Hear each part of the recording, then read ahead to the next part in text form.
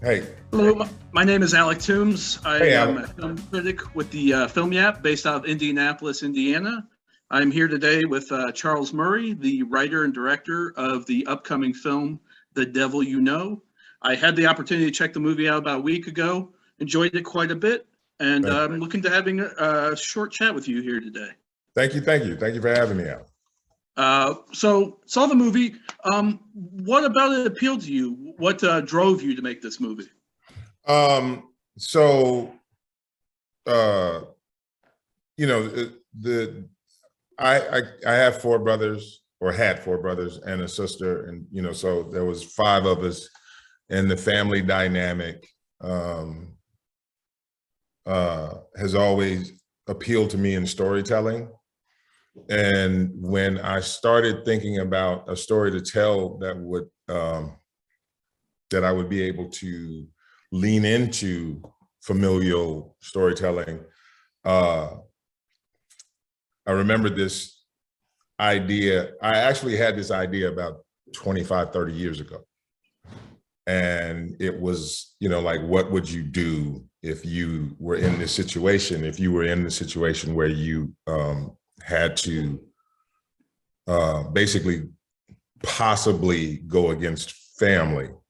And I had a conversation about it with my older brother and my oldest brother, actually.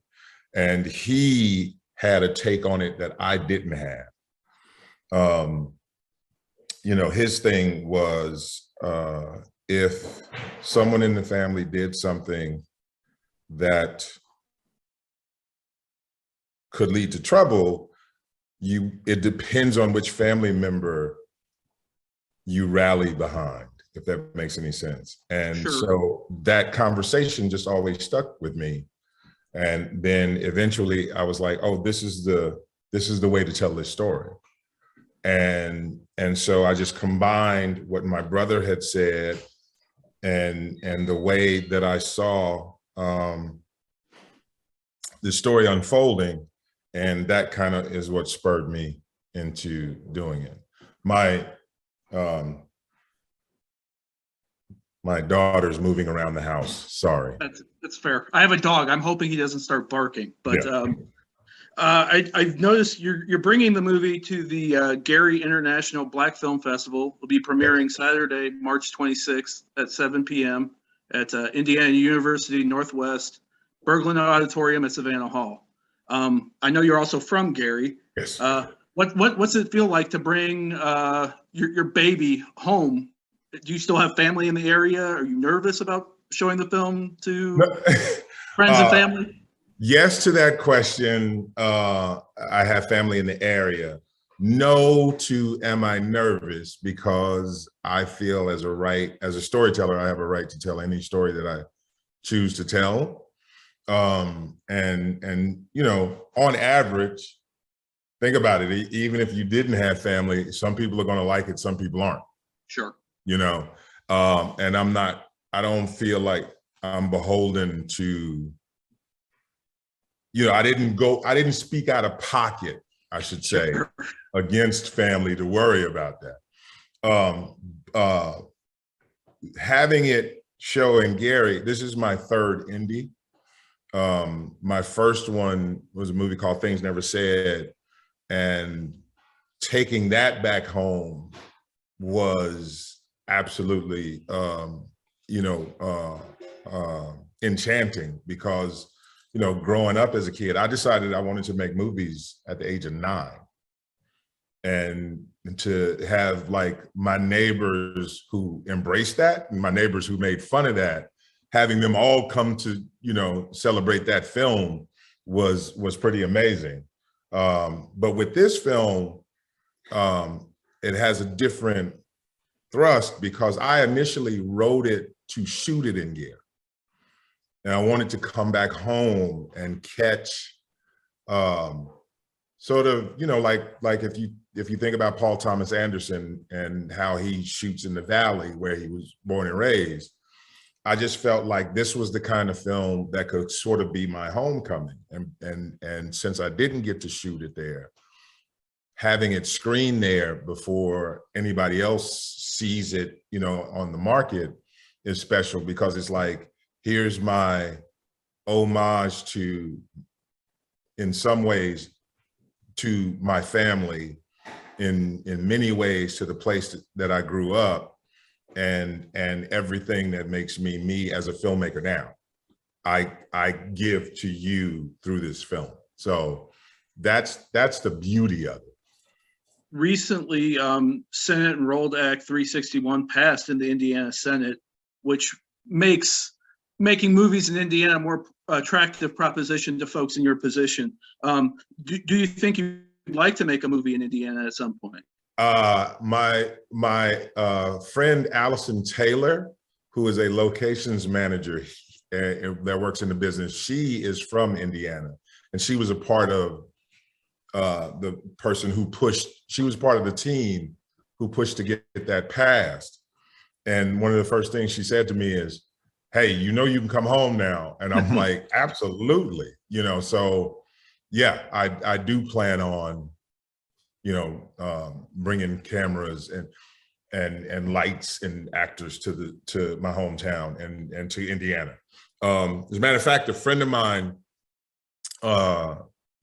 was in Gary shooting some music videos, and I didn't know it until he sent me a video. He was like, "Yo, I was in your hometown," and I was like, "Before me? What's the problem?" And so, yeah, I look forward to it very much so. Cool. Well, thanks to Allison for getting that moving. We all appreciate it here in the Hoosier State. I have noticed it seems like you work with a lot of the same actors repeatedly. Theo Rossi was on Sons of Anarchy, which you worked, Luke Cage, which you worked, True Story, which recently came out on Netflix, William Catlett, who was in the movie, who I thought was excellent in the movie, also on True Story. Michael Beach, who pops up in the movie briefly, was in your previous film. What is it about these actors that draws you back to them, or what is it about you that draws them to you? You know, being a movie nut since I was a kid, it was one of the first filmmakers that I fell in love with was Preston Sturges, and he is one of the first. Well, he was the first writer director in the business, and his cast rotated.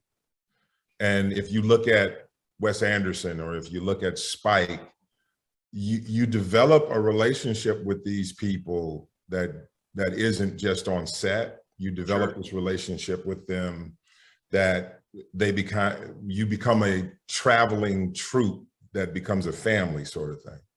And plus I don't feel like these people get enough shine because they're all really excellent actors and actresses.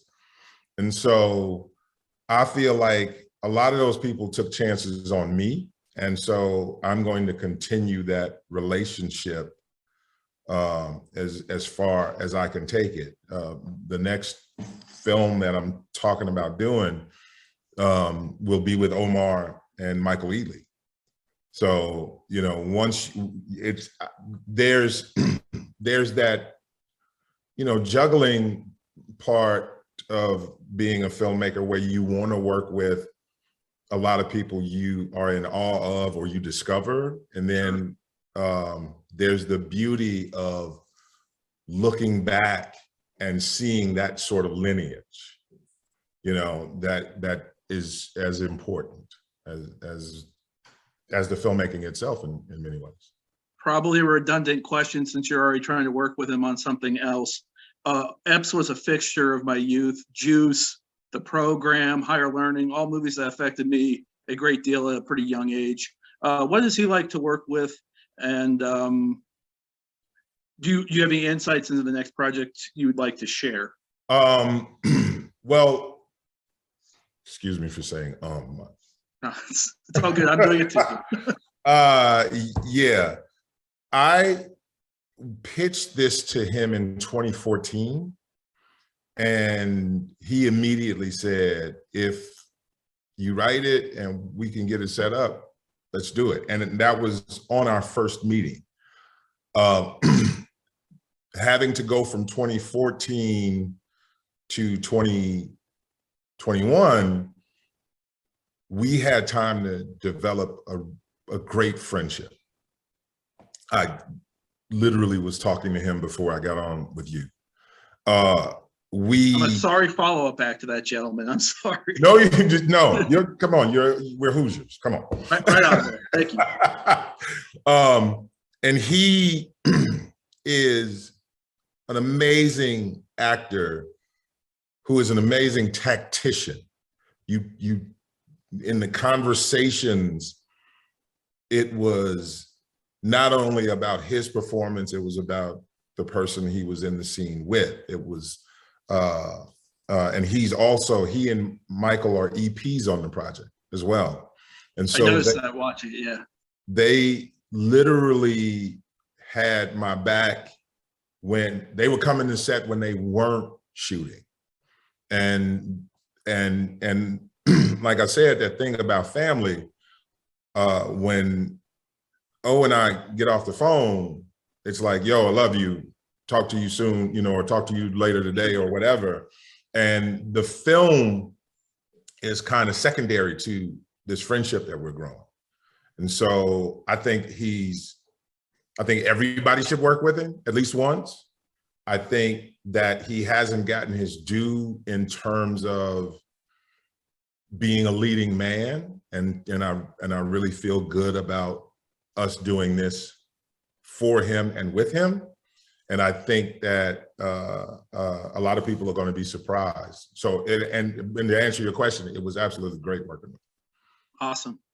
There's a few other actors in the movie who I'm a big fan of. Glenn Turman, I pretty much pay to watch that dude read the phone book. And yes. Erica Tazel, who I'm a huge Justified guy. Yes. So seeing her in another project after that, I was really excited. Can you share any stories about working with them, or any experiences in particular? Well, you know, the really interesting thing about it was the family became a family while we were shooting. And they would spend time with each other when, you know, when they weren't, if they had to leave, if their scenes wrapped earlier than someone else's scenes, they would kind of drag ass out the door because they would be stuck talking to them. But Glenn is the physical, this is going to sound weird. Glenn is the physical manifestation of why I am sitting here right now. When I was a kid, we got the Chicago stations, Channel 7, Channel 9, WGN, and Channel 7 had the 3:30 movie. And so you would watch Dr. Zhivago, Bridge on the River Kwai, and Cooley High used to play all the time. And I knew I wanted to make movies as a kid. I didn't look at credits. So I wasn't going like, oh, that's a. And at the end of Cooley High, when he's at the cemetery, talking to his friend's grave, he talks to him, he pours liquor, and he turns around. Michael Schultz shot this brilliantly. He turns around, he walks, and then eventually he starts running. And as he hits like top speed, freeze frame, and then it says, "Preach went on to Hollywood and became a screenwriter." And I knew Hollywood was where I had to go.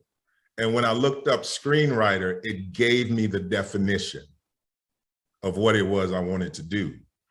And I was a little brown, shy kid who wore glasses like him in Cooley High. So when they had the 30th anniversary, I think 30th or 40th anniversary for Cooley High at the WGA, I went to the screening and he was there, and I walked up to him and I said, "You are part of the reason why I write today."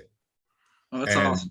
And then cut to all these years later, when we knew we were going for this project, he was the first person that I thought but he was the first person that my casting director thought we could get. And when we got him, I was like, okay, I don't know who has a better story than that. Sure. Be inspired by the guy, and then to actually put him in a thing that came from that inspiration. With Erica Tazel is just amazing. Yeah, I'm using the word amazing a lot because these people are. Erica, I met through a friend many years ago, didn't realize that that was her on Justified at first, and developed a friendship. And from that friendship, I knew I always wanted to work with her. And so when she was in New York for a while, and when I found out she was on Octavia Spencer's show, Truth Be Told, my friend Nichelle Tramble created that show. And she offhandedly said Erica was amazing in a scene. And I went, wait, she's in town? And once I knew she was in town, I sent her the script.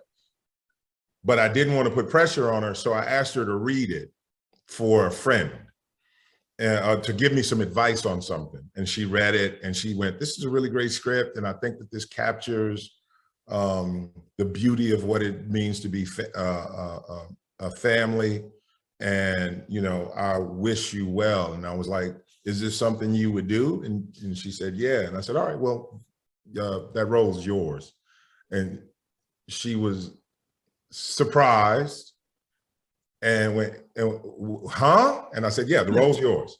So here's when we start shooting. Here's what you need to do. You need to, and I was happy that she was able to do it. And I think that her emotion in the movie grounds the movie and makes Omar's character that much more well-rounded. Agreed. And good job. I've been getting the signal here for a minute. I do want to thank you for your time and reiterate, The Devil You Know will be playing as part of the Gary International Black Film Festival, Saturday, March 26th at 7 p.m. It'll also be opening in Indianapolis at the AMC Indianapolis 17 and the AMC Perry Crossing 18. Screening starts Thursday, March 31st. Regular engagements after that. Enjoy the film. Thank One you. Hoosier to another.